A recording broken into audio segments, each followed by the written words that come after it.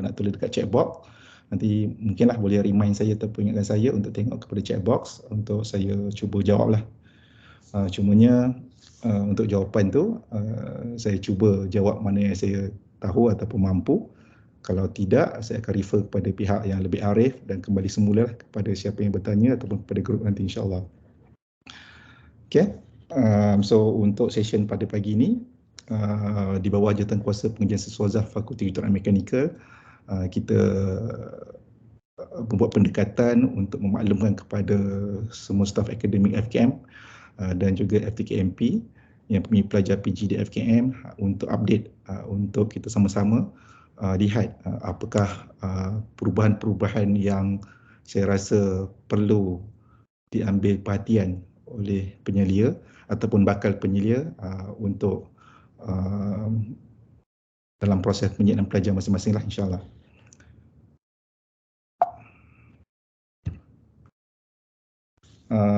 Secara mudahnya, buku peraturan akademik ini sebelum ini adalah pada 2013, yang berwarna yang sebelah kiri kita tu.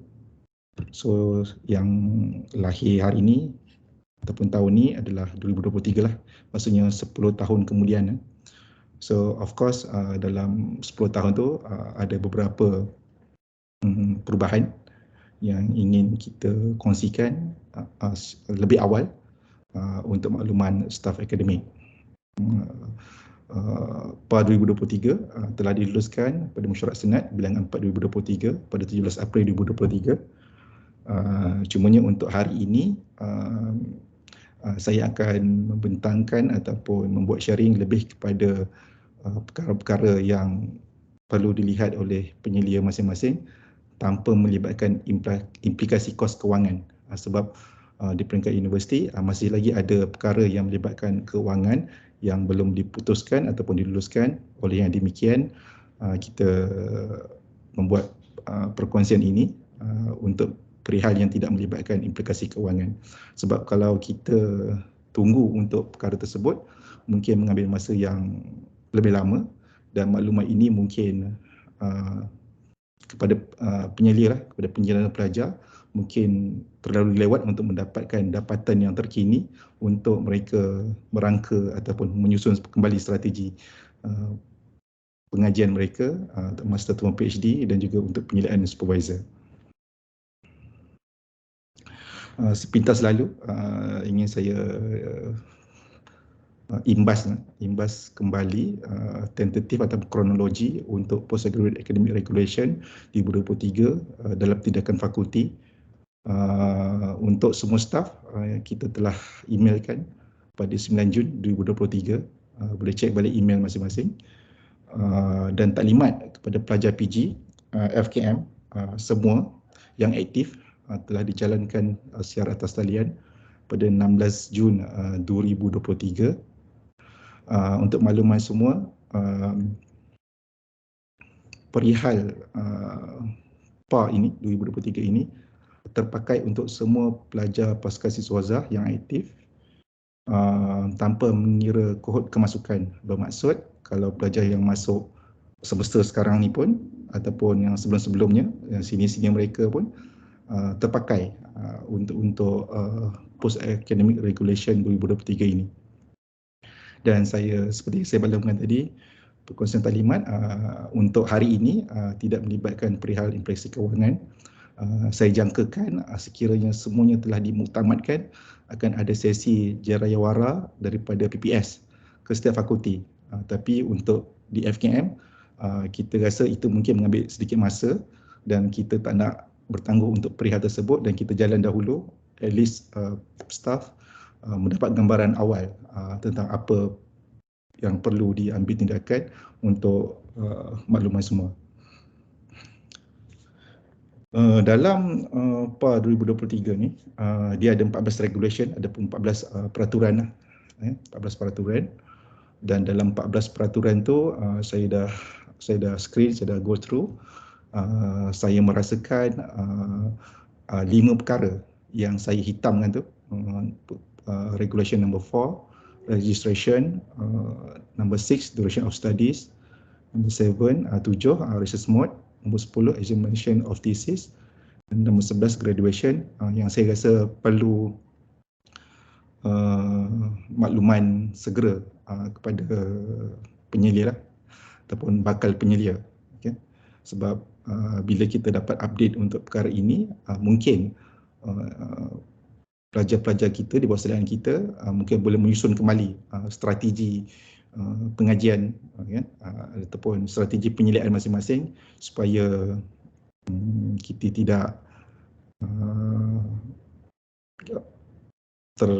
tersasar lah kan. Sepatutnya contohnya kalau publication tu nak nak satu saja dan kita buat 2. So benda macam ni lah yang kita akan cuba share pada pagi ini. So saya start dulu dengan registration yang nombor 4 tu, peraturan registration. Untuk supervisor committee ni dia punya definition adalah tim penyelidikan lah. Maksudnya kalau segi offer letter tu ada nama penyelia utama, co-SB dan berikutnya lah. So itu kita termkan dia sebagai supervisor committee. Untuk regulation sebelum ni, untuk perkara 4.4 tersebut, untuk change of registration mode, full time, part time ataupun part time ke full time, sebelum ini, peraturan sebelum ini dia menyatakan ada tempoh semester yang dibenarkan untuk pelajar menukar mood pengajian. Itu sebelum ni lah. Okay, sebelum ni. Tapi untuk yang kali ini, untuk PAR 2023, perkara 4.1, 4.41, pelajar boleh menukar mood pengajian tanpa ada apa-apa restriction semester. Dan of course kalau dia dah buat perkara tersebut, isi form hantar ke fakulti, endorse ke fakulti, ke JKPS akan ke JKTSPS dan seterusnya lah. Okay, so itu antara benda yang perubahan yang kita nampak lah untuk yang registration part. Cumanya kali ini seperti sebelum ni masih ada charge dia untuk pertukaran mood pengajian tersebut. Cuma untuk kadarnya tu belum ditentukan lagi lah. Nanti kita akan update bila telah dapat maklumat tentang berapa charging untuk pertukaran mood pengajian tersebut. Itu untuk dari segi penukaran mod pengajian daripada part time ke full time dan sebaliknya. Kalau kita tengok sini, dia pun tak ada limitation. Maksudnya full time ke part time sekali, lepas tu kata tukar balik part time ke full time balik. So dia tak ada limitation as long ada valid reason je lah. Berbanding pada sebelum ni, dia ada beberapa kali dan tempoh semester yang dibenarkan. Okay, so untuk yang next, untuk duration of study. Ini adalah jadual untuk rakan akademik melihat tempoh pengajian minimum, maksimum dan GOT by semester. Okay. So di sini kalau kita lihat kat situ, untuk PhD minimum 6 semester ataupun 3 tahun, maksimum adalah 19 semester ataupun 8 tahun dan GOT adalah 8 semester ataupun 4 tahun. Sama juga untuk industrial PhD. Okay. Dan untuk master by research full time minimum adalah 2 tahun ataupun 4 semester, GOT 2 tahun ataupun 4 semester, maksimum adalah 5 tahun ataupun 10 semester. Dan untuk part time minimum 8 semester ataupun 4 tahun, GOT 12 semester ataupun 6 tahun dan maksimum adalah 16 semester ataupun 8 tahun. Untuk master by research untuk part time 6 semester ataupun 3 tahun, GOT pun sama 3 tahun, maksimum adalah 5 tahun. Okay, so ini terpakai untuk kesemua ni lah, kesemua pelajar, bukan pelajar FKM lah, pelajar UTM lah kan. So kita kena tengok balik lah yang ini.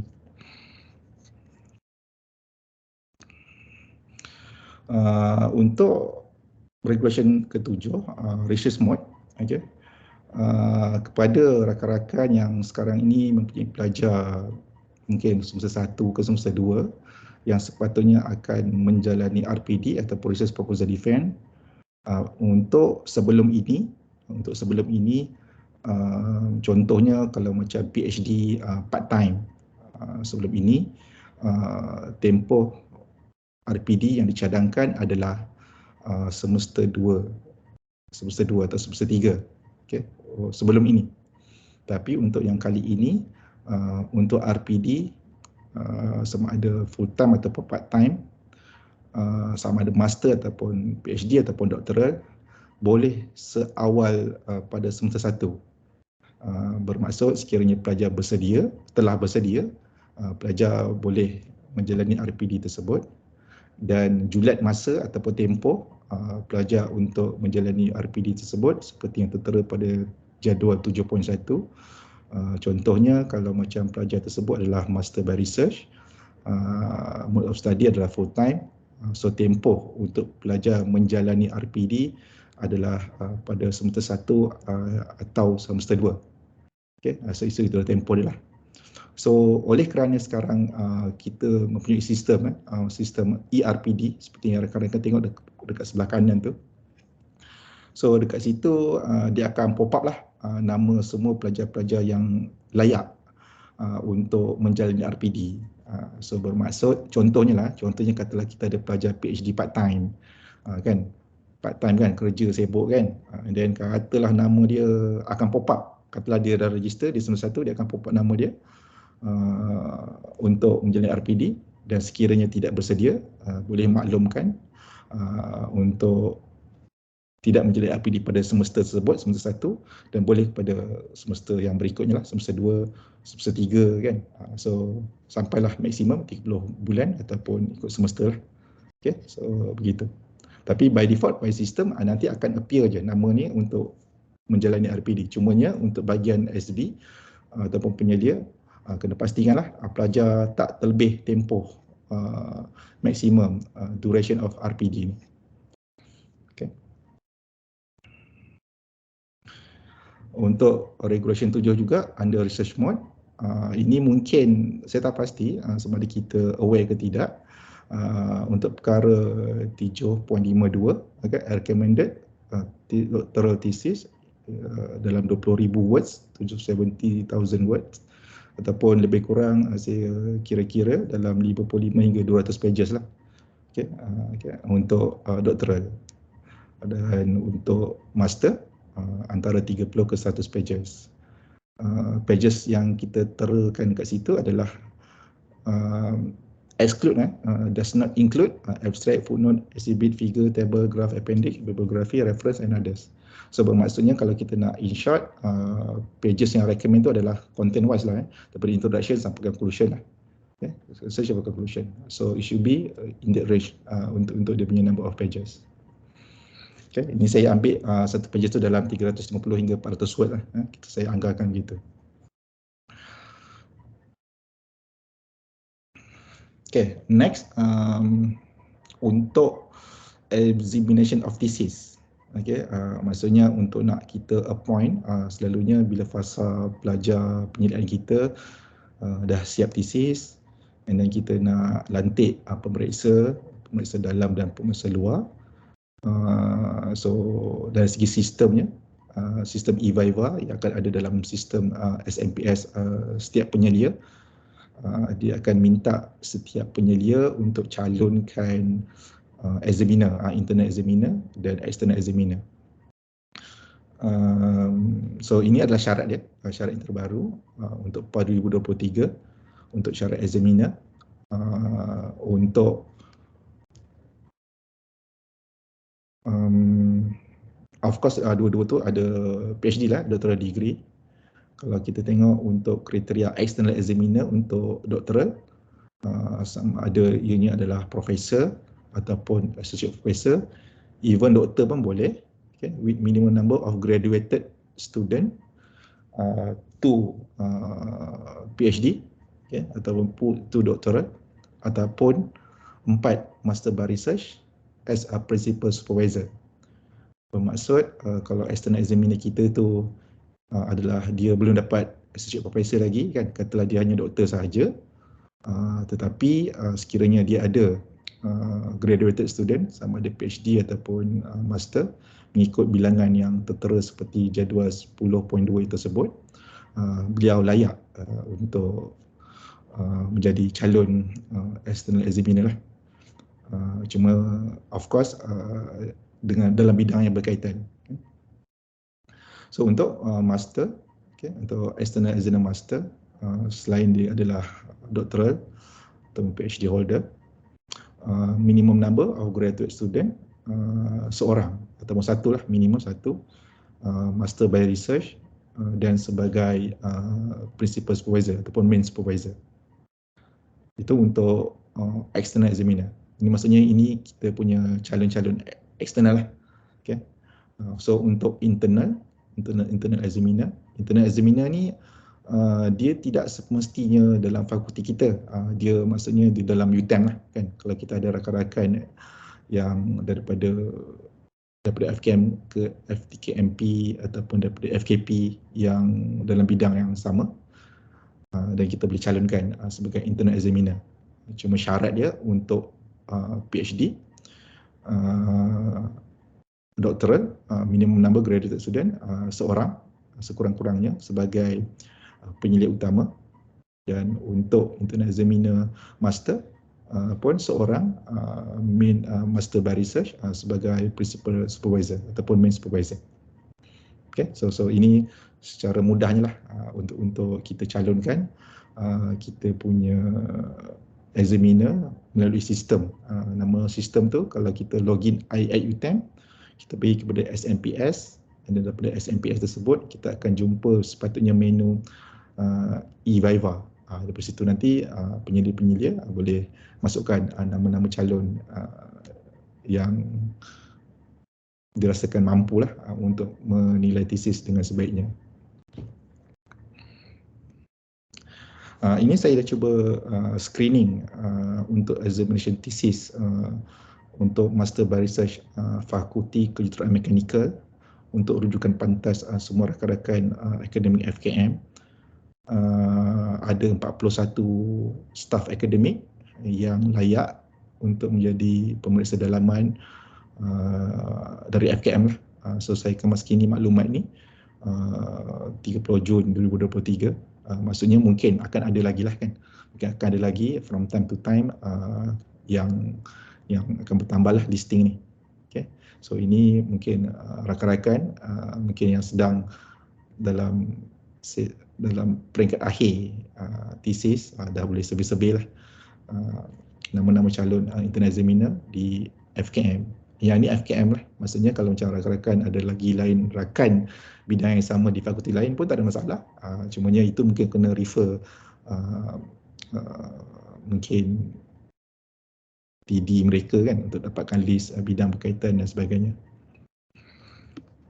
Yang ini untuk master internal examiner. Yang ini listing internal examiner untuk PhD di FKM.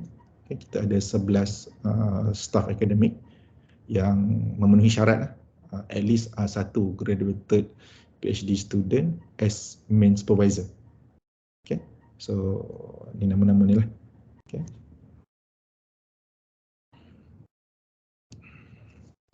And then yang saya rasa yang mungkin paling mengujakan untuk perkongsian hari ini adalah perkara ataupun regulation 11 graduation.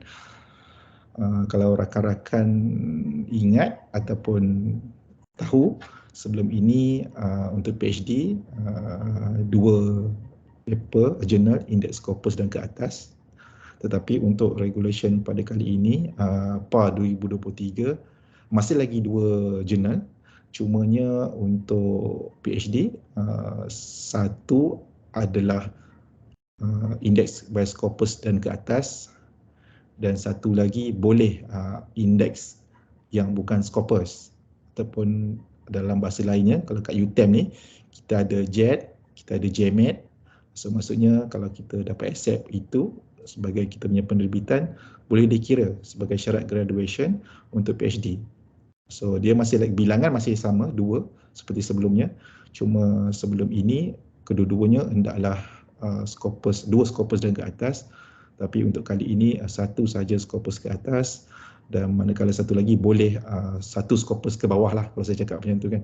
So satu jurnal, artikel, technical report, book chapter, peer review and proceeding.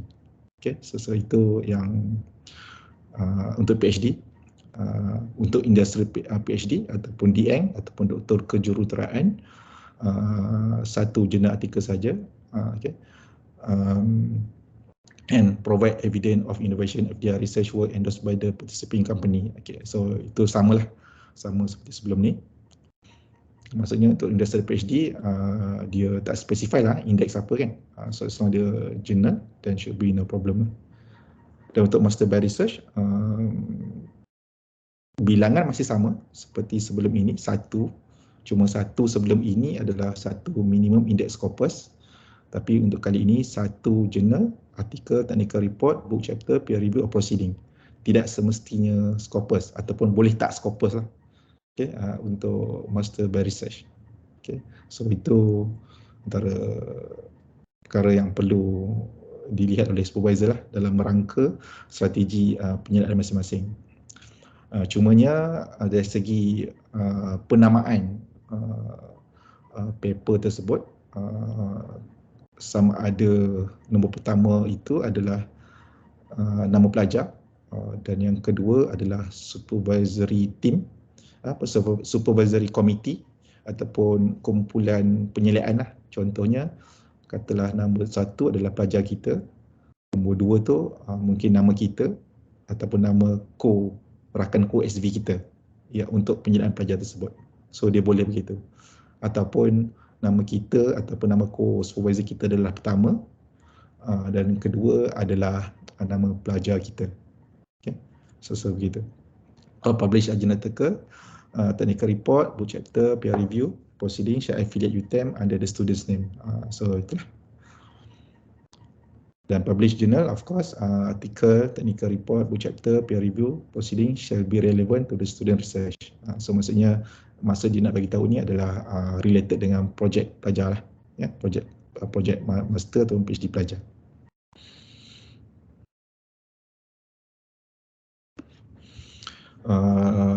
Ini tak ada dalam regulation, tapi saya maklumkanlah, saya declare je dekat sini, sementara tidak ada apa-apa lagi restriction untuk perkara ini.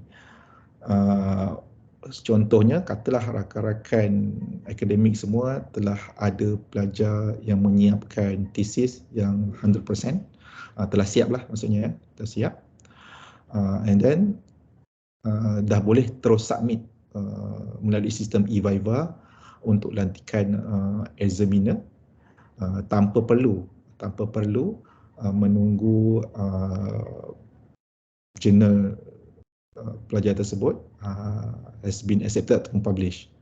Okay, so ini kita lihat mampu untuk expedite proses pelajar untuk graduate dalam lebih cepat lah, sebab tanpa menunggu status penerbitan. Tapi the best adalah parallel lah kan, so that mungkinlah ada chances untuk GOT tersebut. Tapi kalau tidak pun, katalah 100% completed, tapi tanpa journal publication pun masih boleh proceed untuk undergo Viva session dengan memasukkan segala maklumat melalui portal SMPS e-Viva, dan fakulti akan proses dan akan dibawa ke peringkat PPS lah untuk endorsement. Bermaksud kalau strategi dia begini, mungkin baru siap writing kan, belum submit ke, ataupun baru submit saja ke kan, belum accept ataupun belum publish ataupun under review, so should be no problem. Okay, so dah siap thesis, jalan terus, tak payah nak tunggu lah, tak payah tunggu paper untuk accepted ataupun publish.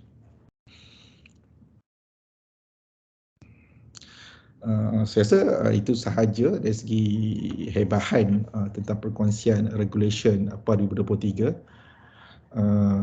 Nanti kita akan buka lah sikit sesi Q&A kalau ada daripada rakan-rakan. Cuma saya ambil kesempatan ni untuk kita buat sedikit hebahan untuk dua event JKPSF, Jawatankuasa Pengurusan Suazah melalui fakulti kita. Kita akan buat Prisma insyaAllah pada minggu depan. Prisma ni adalah Postgraduate Research Symposium Mechanical Engineering. Ianya lebih bersifat memantau, melihat, menyemak progress report pelajar. Bermaksud Prisma ni adalah pelajar yang sepatutnya telah RPD dan belum mendapat tarikh Viva. So dia di tengah-tengah. So assessment ini ataupun session ini lebih melihat kepada progres pelajar aktif sama ada master atau PhD, full time pun part time, pada platform yang rasmi yang dilakukan oleh fakulti supaya supaya kita dapat memantau progres pelajar. Dan untuk RPD 2023 melalui sistem ERPD, Research Proposal Defense, insyaAllah akan dilakukan pada hujung Ogos nanti. So nama-nama yang terpilih nanti boleh bersiap sedialah, pelajar penyelidikan masing-masing boleh bersiap sedia untuk RPD pada hujung bulan 8 nanti. Kedua-dua event ini, Prisma dan RPD, akan menggunakan Microsoft Teams sebab bila kita merujuk kepada pihak PPS, Viva yang dilakukan semasa buat masa ini masih menggunakan akan bertukar daripada Webex ke MS Teams. So kita follow MS Teams untuk bagi pelajar-pelajar kita familiar dengan MS Teams supaya nanti semasa Viva nanti tak adalah awkward sangat kan, ataupun first time, at least dia dah ada experience guna Microsoft Teams ni semasa RPD ataupun semasa Prisma nanti. Okay. So so ni contoh, ni lah contoh pada portal SMPS, ada portal ERPD. Okay, so dan kat situ boleh lah. Yang dekat bawah tu eViva Research Mode. Okay, Viva Research Mode. So yang itu untuk yang perhatikan examiner lah. So saya rasa itu sahaja untuk pagi ni. So setengah jam. Okay, just nice. Seperti yang dijanjikan lah. So saya cuba tengok dekat chat box kalau ada apa-apa soalan ataupun kalau ada rakan-rakan nak tanya. So saya cuba jawab dan kita akan sama-sama sharing lah apa yang saya tahu dan tuan-tuan tahu, insyaAllah.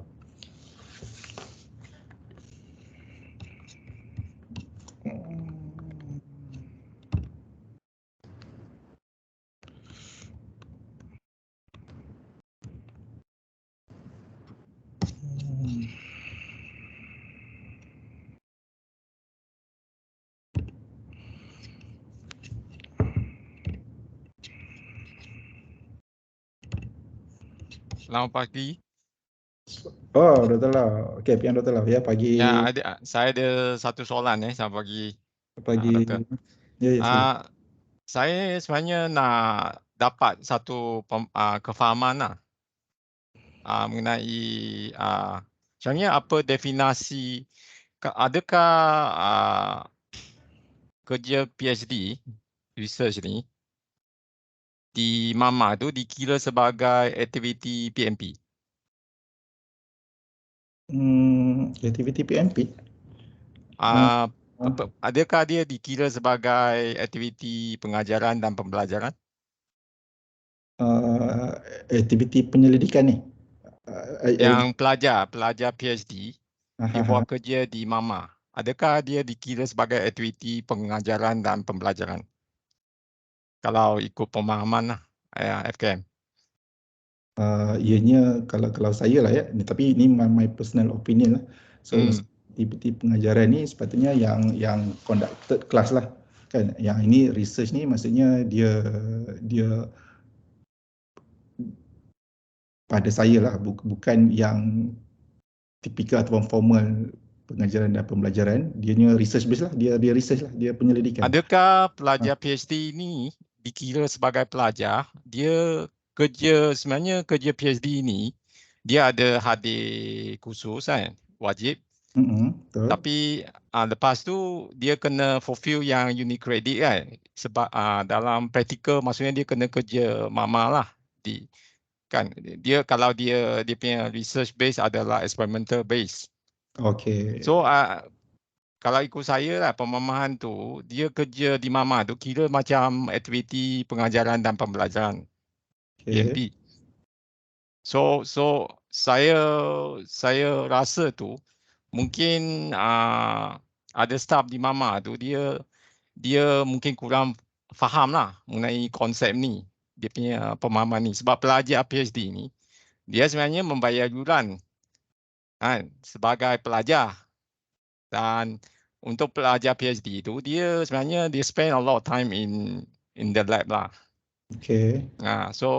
So I rasa mungkin ada staff yang kurang faham lah, dan dia lebih priority kepada pelajar bachelor degree. Maksudnya kalau mama tu, dia kata mama itu mama pengajaran. So mama pengajaran tu dia hanya limited, dia punya pemahaman dia hanya limit kepada pelajar bachelor degree. Tak termasuk pelajar master dan PhD. So I rasa mungkin ada setengah staff tu perlu diberikan pemahaman yang lebih lah mengenai perkara tu. Memang kalau kerja PhD ni dia kenalah berurusan dengan staf mama tu, agar tu masa pengendalian lab tu dia dengan pelajar bachelor degree tu boleh berjalan dengan lancar sebab dia ada jadual waktu kan. So kalau masa yang tak ada kelas tu, kelas mama tu, haruslah dia boleh dibincang lah dengan pelajar PhD supaya dia boleh digunakan. Saya rasa pemahaman tu kena penting lah. Dia bukan limit kepada pelajar bachelor degree saja. Bukan saja pelajar bachelor degree yang bayar yuran, kan? Pelajar PhD juga bayar yuran, dan mereka seharusnya diiktiraf, aktiviti mereka diiktiraf sebagai aktiviti pengajaran dan pembelajaran untuk pelajar tersebut, di samping membuat penyelidikan. Okey, terima kasih PM Dr. Lau. Maksudnya, so okey, ini pendapat saya lah. Okey, betul-betul. Sebab selalunya by practice untuk makmal lah, untuk staf makmal, of course dia akan block session tersebut untuk pelajar yang ada timetable according to the lab punya utilisation lah. And then the remaining tu sepatutnya serve seperti biasa untuk all student yang perlukan that service on that particular lab ataupun makmal tersebut. Saya rasa in short begitulah sepatutnya kan. So maksudnya isu mama itu dikira sebagai mama pengajaran atau mama research tu tidak timbul lah untuk kes pelajar PhD ini. Cumanya kalau mama research tu dia tak adalah dedicated student yang kelas kan. Maksudnya by research tu dia memang mostly adalah pelajar yang research based lah. Tapi kalau mama yang PNP ni maksudnya dia ada stake dia, mungkin UG punya student, tapi setelah tidak melibatkan jadual PNP UG student, dan sepatutnya dia tu available lah untuk those active student di UTM. So seharusnya ni boleh disampaikan lah kepada staff yang lab tu, terutamanya macam student saya tu mendaftar di bawah FKM, walaupun saya sendiri bukan di bawah FKM. Kita pun duduk di bawah bumbung UTM. So KPI kalau boleh capai saya tu, dia KPI UTM juga. So sama-samalah kita semua membantu. Walaupun kita berlainan PTJ, kita sebenarnya seharusnya kalau boleh saling bantu. Of course kita kena mengikut peraturan lah. Macam tu. Itu aja. Terima kasih. Okey, terima kasih PM Dr. Lau. Okay. So ada apa lagi tak? Kalau ada rakan-rakan lain, kalau nak tanya ataupun nak bagi cadangan ke, dan kita open lah sementara kita ada masa lagi ni. Cuma kalau tak ada, saya mungkin nak ambil kesempatan sikit untuk saya ceritakan pasal kriteria, special kriteria. Katalah contohnya lah, saya bagi terus ambil senario. Katalah pelajar-pelajar penyelidikan kawan-kawan semua, sepatutnya katalah dia buat PhD dia, katalah dia buat part time. Sepatutnya tempoh minimum, saya share balik slide lah supaya senang nampak. Sekejap saya tengok ya.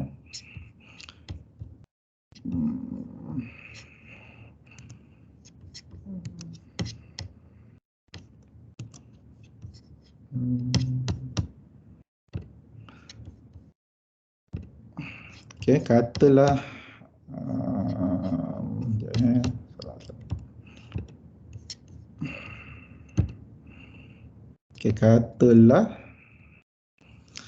katalah dalam kes ni kan, katalah pelajar kita perform sangatlah, katalah perform sangat kan, and then sepatutnya pelajar tu minimum dia katalah pelajar kita tu PhD kan, tak kisahlah PhD ke master kan, katalah saya ambil contoh ni, katalah PhD kan, sepatutnya minimum dia adalah 3 tahun ataupun 6 semester, tapi pelajar kita tu yalah katalah dia excellent kan, ini dia dah siap katalah 2 tahun setengah kan, 2 tahun setengah contohlah so apa option yang kita ada untuk kita nak memastikan pelajar ini masih boleh juga GOT, masih juga boleh juga graduate tanpa menunggu lagi setengah tahun ataupun 6 bulan tersebutlah kan, sebab itu pun akan waste time dan waste yuran dan sebagainya lah kan. So dia ada satu lagi exit clause untuk ini. Kalau saya boleh sharekan slide ya.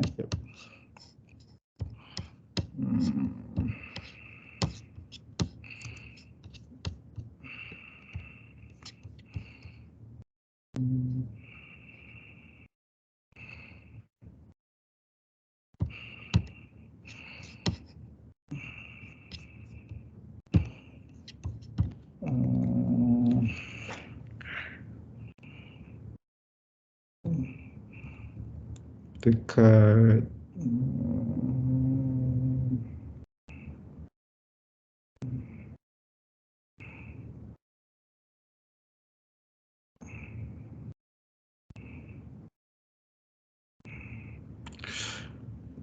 graduation, saya cuba ya.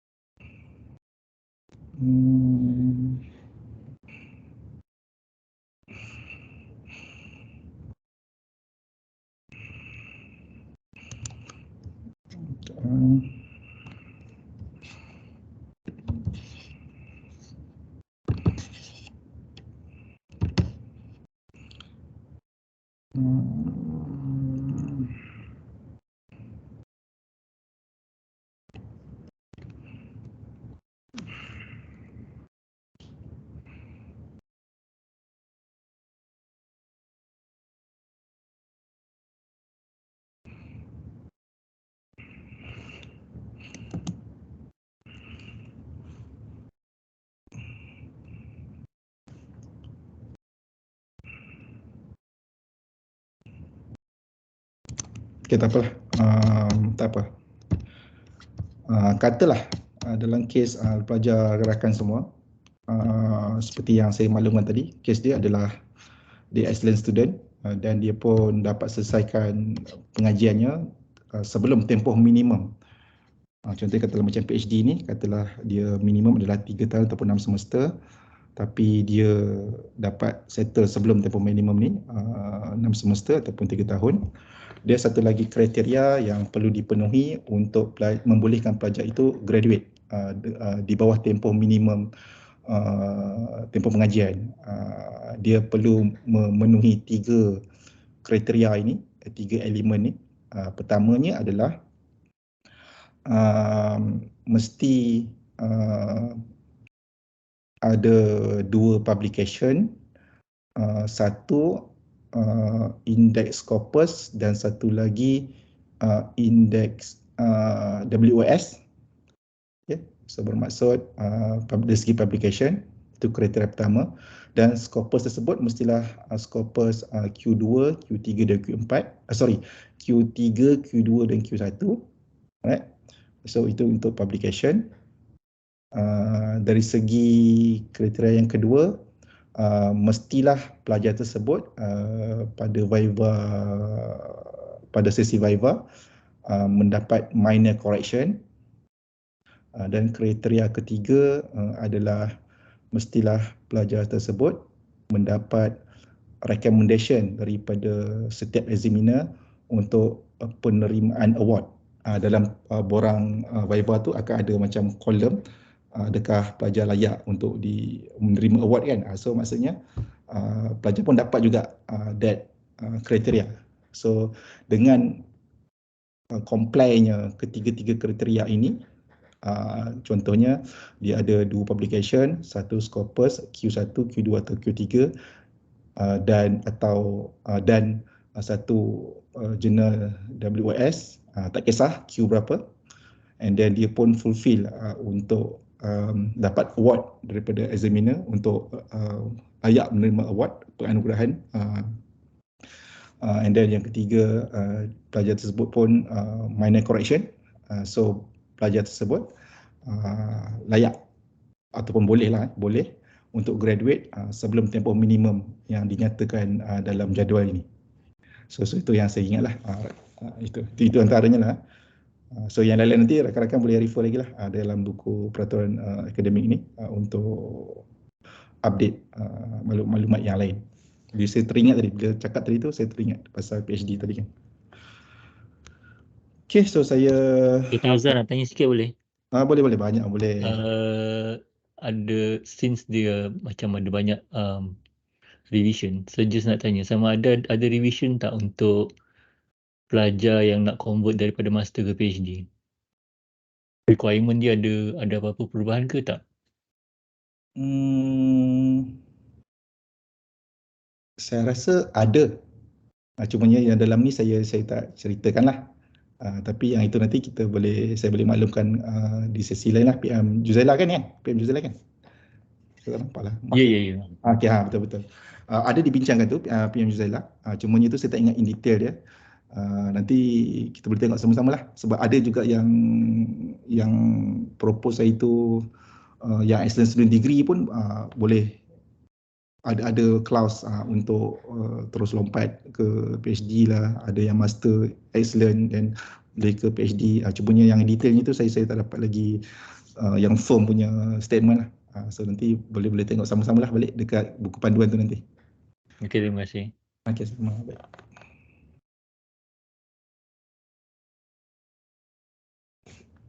Dr. Afzal, Fatimah. Ya, Dr. Fatimah. Nak tanya, nak confirmkan lah Maknanya bila katalah pelajar, yang pertama sekarang ni pelajar kalau full time boleh mohon part time pada bila-bila masa dalam pengajian. Betul. So bila dia mohon, katalah tukar, terus masa duration dia minimum maksimum tu follow part time. Okey. Atau Okey. tu nak tanya. Okey, boleh. Okey, mana saya dah buka slide ni ya. Sekejap. Inilah okey, tak apa. Ini pun boleh. Alright. Okey, terima kasih Dr. Fatimah untuk soalan. So kalau Dr. Fatimah tengok table ni, Waima pelajar tersebut tukar ke part time ke full time, tempoh maksimum pengajian pelajar tu masih sama. Contohnya kalau pelajar kita tu pelajar master by research, dia full time, maksimum dia adalah 10 semester ataupun 5 tahun. Kalau dia tukar part time pun maksimum dia masih lagi 5 tahun ataupun 10 semester. So sebenarnya perubahan dari segi mode sama ada part time full time tu untuk PhD ataupun master sama je dari segi tempoh maksimum tadi tu.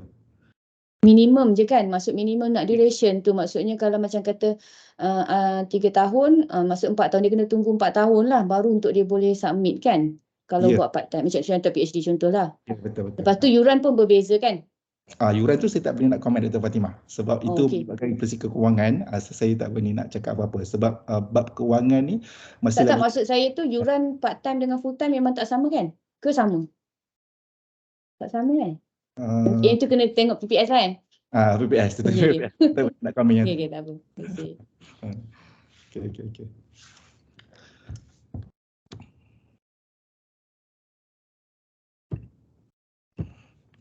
Okey, apa lagi tak? Okey,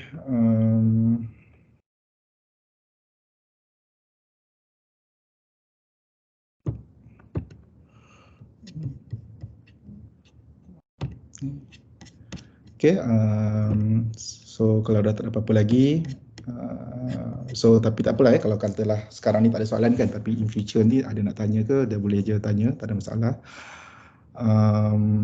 So terima kasih untuk luangan masa.